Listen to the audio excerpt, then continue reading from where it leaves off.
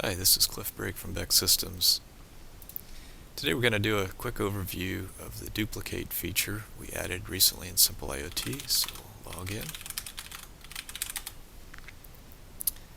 So we represent data as a tree of nodes, and we can add new nodes. Let's add a group.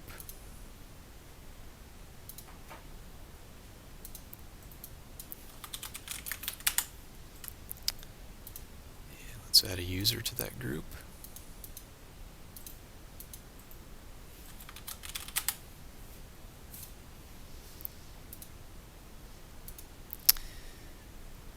So now there's various operations we can do. We can move this node around, and the way you start a copy, move, or duplicate is you press the copy icon,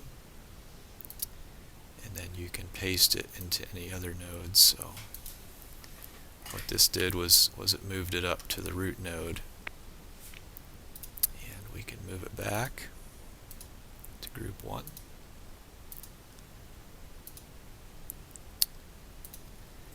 We can also duplicate nodes, so if we copy and then paste it up here and say, or actually mirror, let's mirror it to start with. Notice now there's two copies, one right here and one down here. So if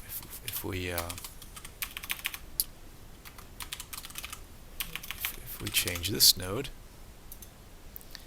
we'll notice the other node also changed because they're mirrors, so changes we make in one node will be reflected in the other. So the other feature we just added was a duplicate feature.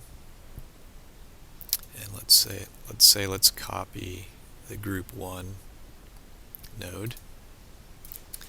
And then if we paste it to the root node, the only option it will give us is duplicate because it already exists, so we can't mirror it or move it there. So let's duplicate.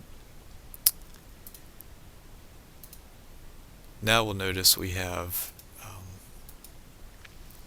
group 1 and group 1 duplicate. Now what this did was when we did a duplicate, it recursively copied this group 1 node and all of the nodes underneath of it. So now if we make a change to this node, notice the mirrored node down here changed, but the duplicate, which happened to be part of this one, didn't change because this is now a new node, a duplicate if you will, that is decoupled from the original node.